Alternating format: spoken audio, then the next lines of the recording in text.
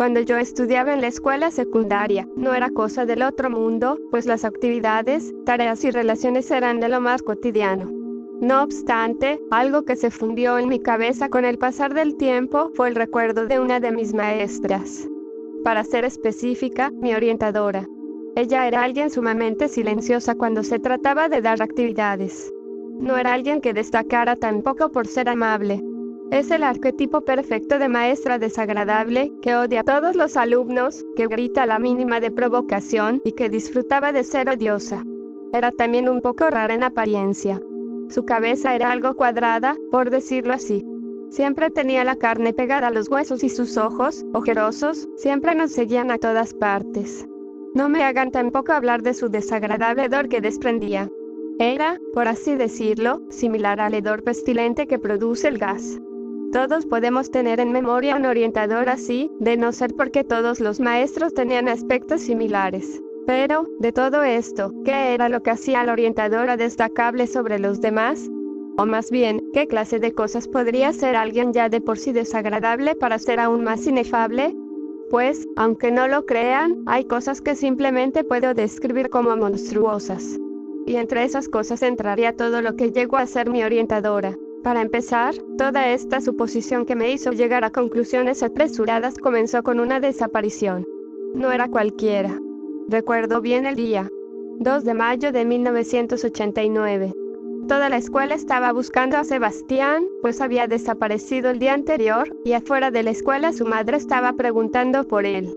Nadie sabía mucho sobre qué había sido, solo que la última persona con la cual tuvo un contacto significativo fue con la orientadora de la escuela. Es decir, mi orientadora. No le presté mucha atención, pues quizás solo estaba con ella por cuestiones más de calificaciones, o algo por el estilo.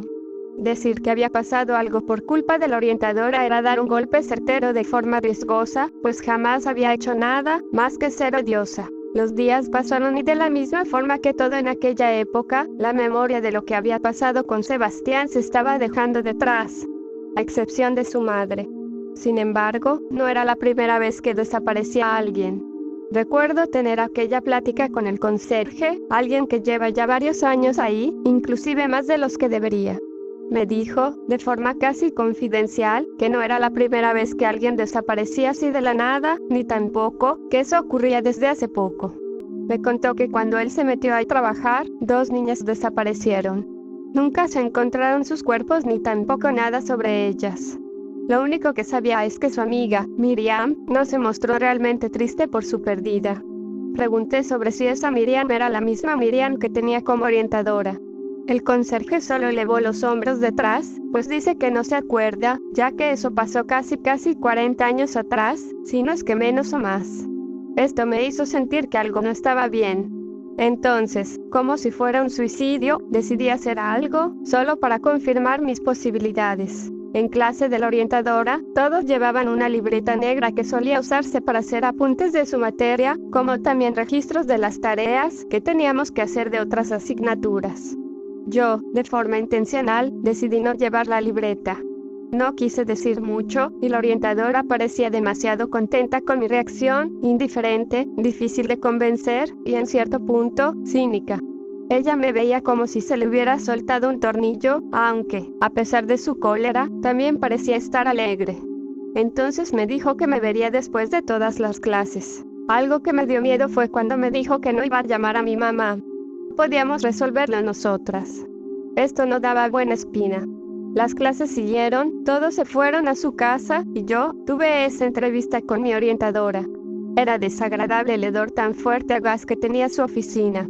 Nunca entendí por qué era así, o si es que ella tenía alguna enfermedad. Entonces, comenzó a hablar, mostrando mayor tranquilidad. ¿Sabes? Tú eres una buena estudiante. Adoro los estudiantes que siempre están amargados con la vida y odian todo. Pero tú eres diferente. Eres ese tipo de personas que necesita la escuela. Dejar detrás tu libreta. Sé que no significa mucho, pero créeme, eso hace la diferencia entre personas como tú y personas como ellos. Ese ellos iba dirigido a quienes eran mis compañeros. Le pregunté si sabía algo de Sebastián. Ella no parecía saber por fuera, pero en su aspecto físico se notó un poco de perturbación. Inclusive algo de su discurso contemplé que me hizo saber que, en efecto, sabía algo. Entonces fue que ella comenzó a hablar. No conocía mucho a tu compañero, pues él era sumamente callado. Era la carnada perfecta para los pendejos que suelen sentirse mejor que los demás. Quizás son abusados por los incompetentes de sus padres, o tal vez solo son mediocres. Espero que algún día su propia estupidez los mate. Me sorprendió escuchar a la profesora decir groserías. Pero tú eres especial. No sé qué es lo que haces buscando problemas. Pareciera que lo haces a propósito. Sin embargo, no es un a propósito normal. Curiosamente, esto fue después de que supieras que tu amigo Sebastián había desaparecido. Esto me hizo sentir nerviosa. Yo no soy amiga de Sebastián, le respondí. Entonces, con algo de cinismo, pero al supuesto cinismo que yo tenía, me dijo lo siguiente. Entonces tengo 3 conclusiones a esto. Tú no eres amiga de Sebastián, y quisiste saber si yo sabía sobre él porque había desaparecido. No parece que le hayas preguntado a alguien más, como a sus amigos o a otros maestros, solo a mí. Y parece que piensas que yo sé algo por lo que dicen de que fui con quien se vio la última vez. Tu pregunta no fue sencilla, fue directa. ¿Sospechas que yo sé algo sobre Sebastián? Está usted muy loca. Fue mi respuesta ante aquello. Y me sorprendió la forma en la cual supo que yo creía que ella era la responsable. Yo, para mi desgracia, no podía dejar de temblar. Mis manos retumbaban de lado a lado y estaba sudando mucho. Ella me dijo después algo que me hizo sentir como una estúpida. Sabía que pensabas que yo fui la responsable. Cualquier idiota puede suponer cosas así de alocadas.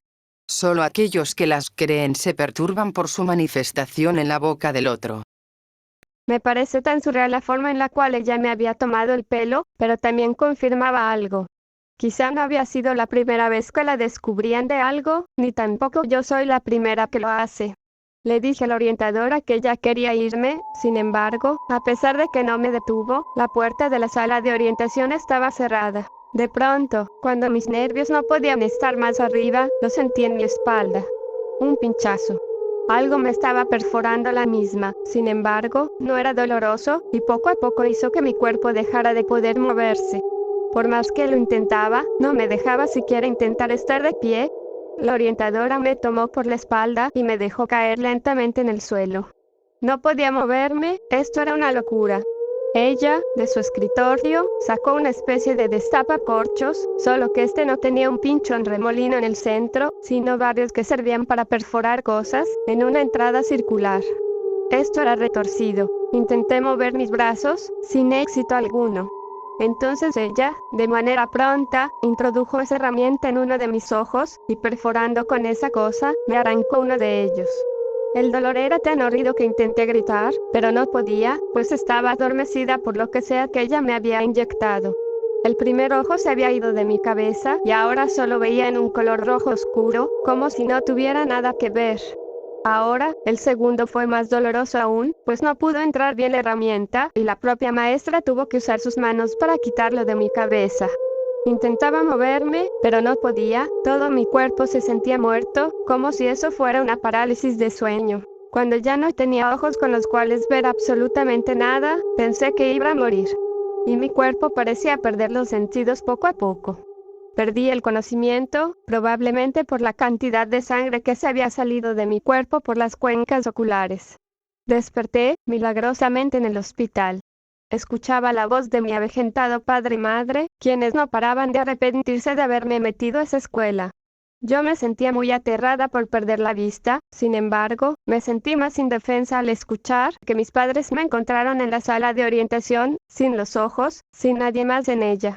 Me comentaron que en aquella sala había varios ojos colocados en frasco con almíbar o inclusive cubiertos con algo que parecía ser plástico o resina.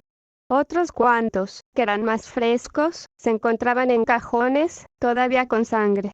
Entre ellos, estaban mis 2 ojos. Comencé a tener taquicardias y mi corazón no quería que siguiera viviendo. Temía que aquella orientadora quisiera encontrarme una vez más y terminar lo que no pude hacer. Matarme, igual que lo hizo con Sebastián, aunque me pregunto qué ha sido de él. Varios muertos y desaparecidos en escuelas se han encontrado años después. Inclusive escuché que una niña había muerto en una escuela, de la misma forma en la cual yo fui encontrada. Solo que ella no vivió para contarlo y su cadáver, pestilente, quedó marcado como un símbolo de terror en su primaria. ¿Será ella? ¿O acaso hay más? Eso es algo que me cuestiono, dentro de la oscuridad que hay en mi vida de ahora en más.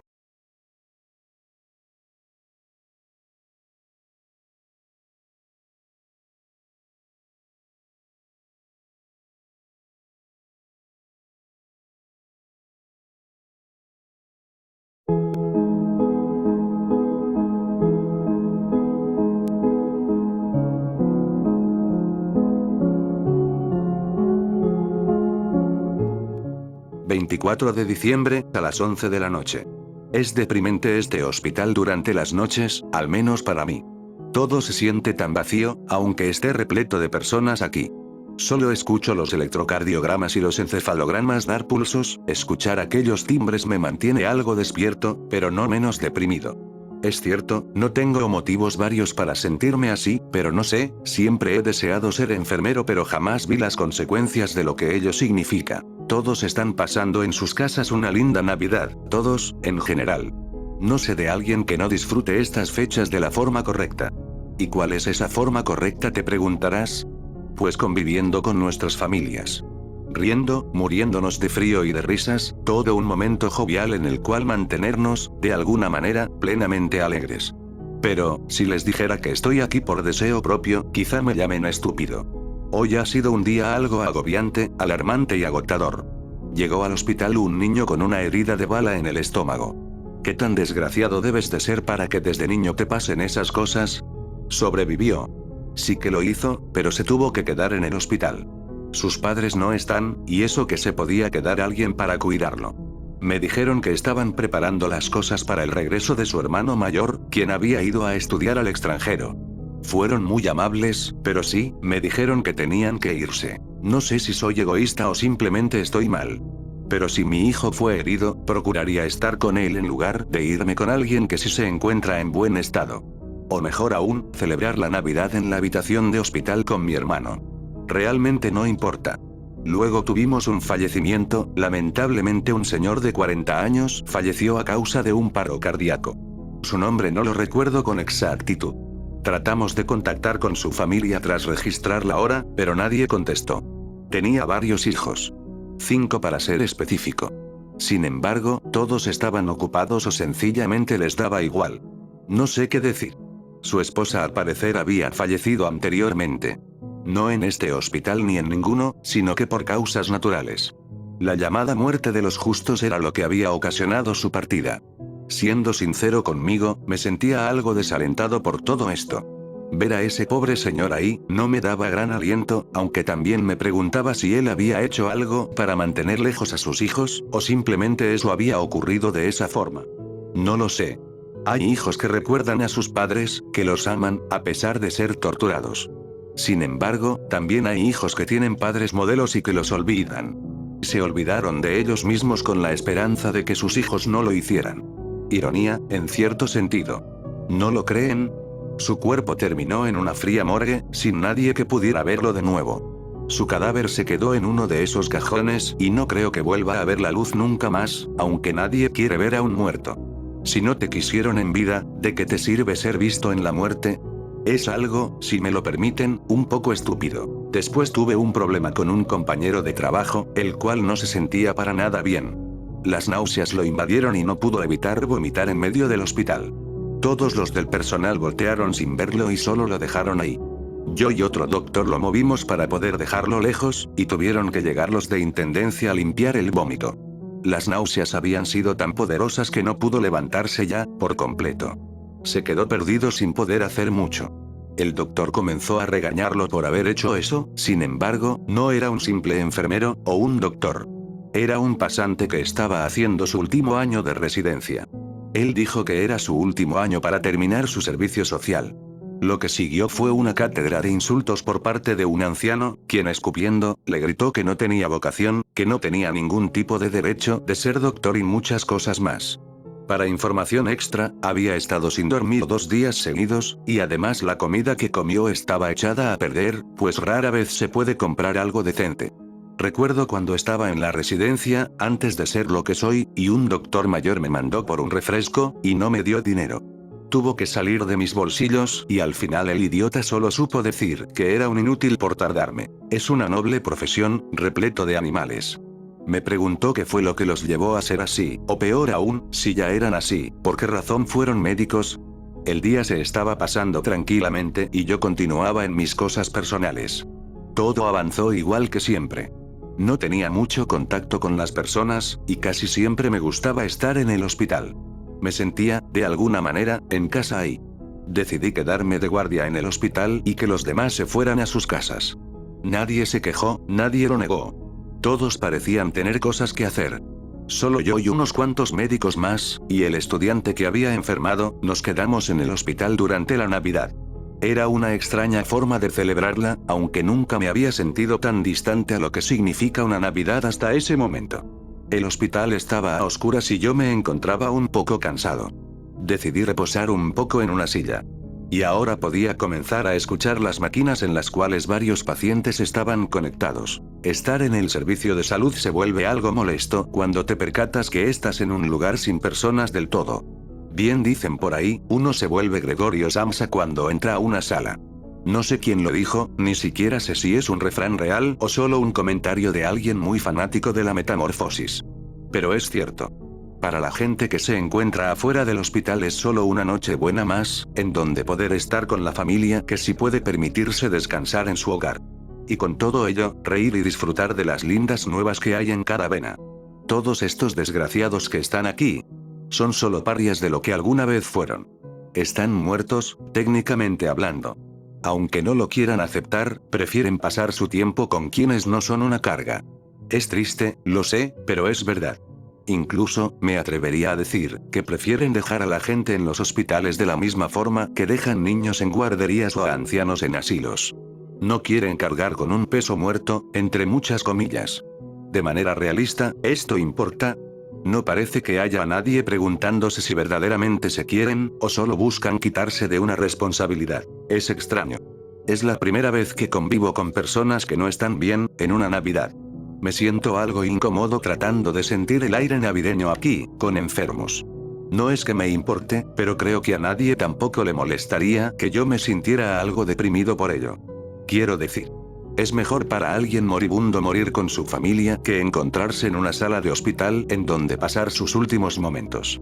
Ese niño no sé si sobreviva, y realmente, dudo que a sus padres que esperan a su hermano realmente les importe.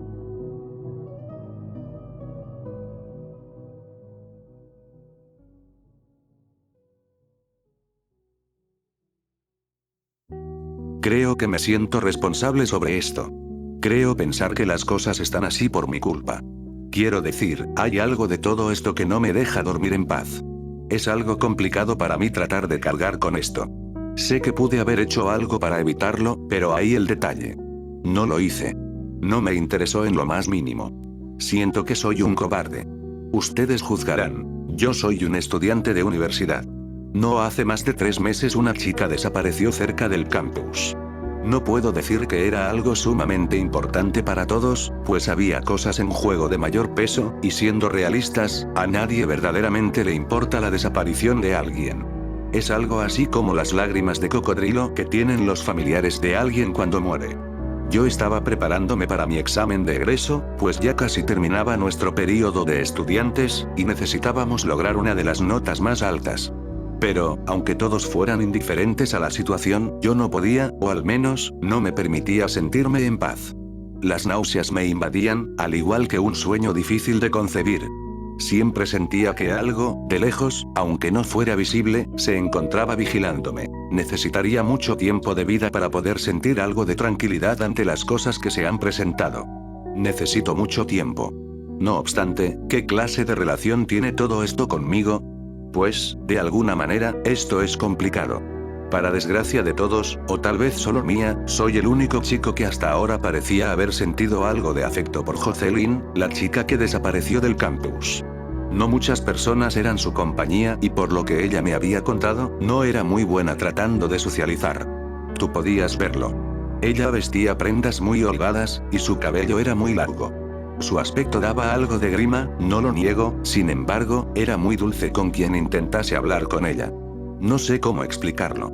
Era, por así decirlo, una manera muy extraña de describir a alguien con problemas de socialización. Era retraída de una forma anormal, y su aspecto intentaba distanciar aún más a la gente más prejuiciosa, no obstante, no era alguien mala en su totalidad. Era, más bien, difícil de intentar hablar con ella. Solía quedarse en una esquina cerca de los baños del campus, con una libreta donde hacía anotaciones de cosas propias, como si fuera un diario, solo que ella no le decía así. Yo llegué a hablar con ella cuando no había ningún baño disponible y ahí la vi. Intenté hablar con ella pero era muy seria, tanto que pensé que era incómodo para ella que yo le hablara. No quería hostigarla, por lo que decidí ver para otro lado. Ella me sorprendió tocándome el hombro y mostrándome su libreta. No era un diario en su totalidad. También tenía dibujos, algunos poemas y a veces, escenarios ficticios con personajes que no existían. Era muy talentosa, lo admito.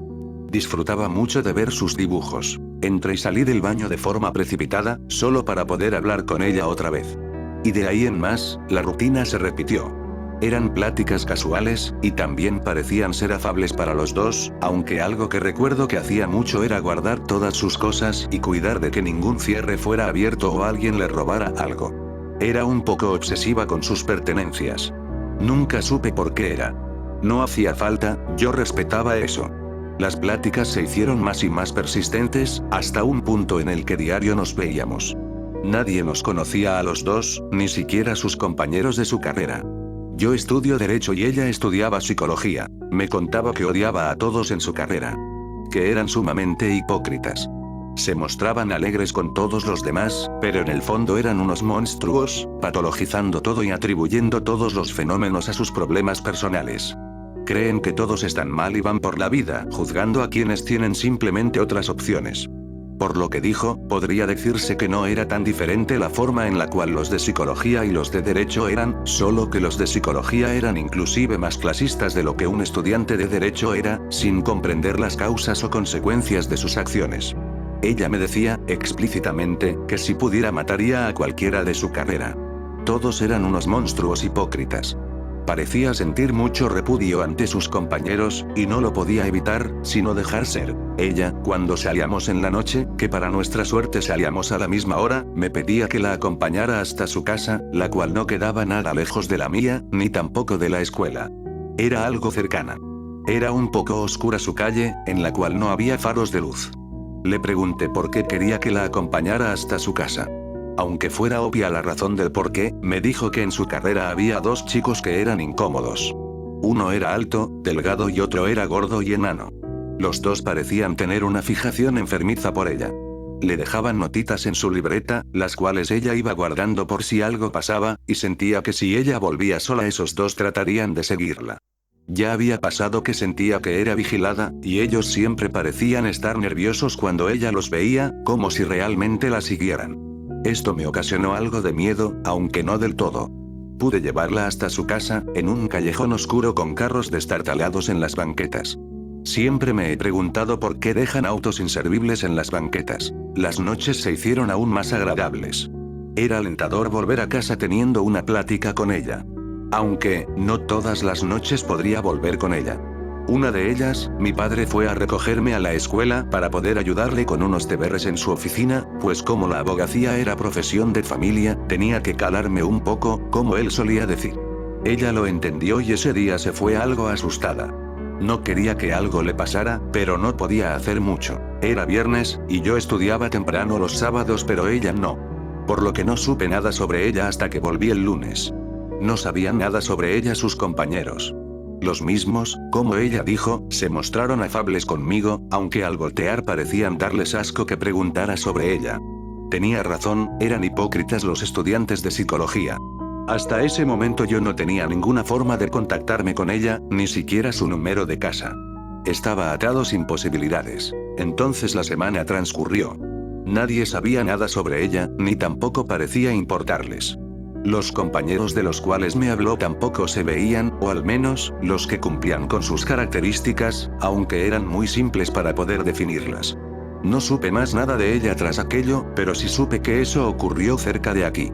Ella ya no estaba, y no era mucho de faltar, aunque no se relacionara con nadie. Decidí ir a buscarla hasta su casa, tras salir de la escuela.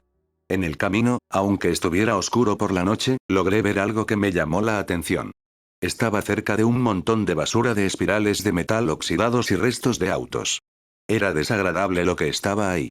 Desprendía un hedor pútrido y también algo de acidez. Era desagradable intentar ver qué era.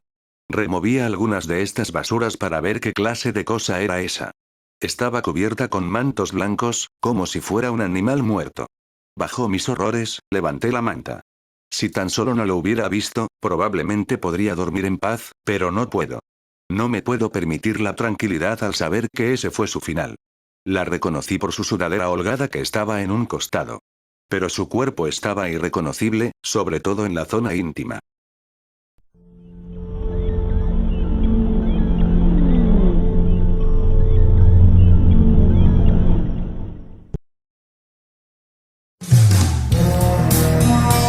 Espero mucho que hayas disfrutado el video. Como siempre, si quieres apoyarme para más historias como esta y otras más, no olvides suscribirte, darme like, comentar y activar la campanita para estar al tanto. Si quieres más contenido, te dejo mis redes en la descripción. Soy HR Banta. Adiós.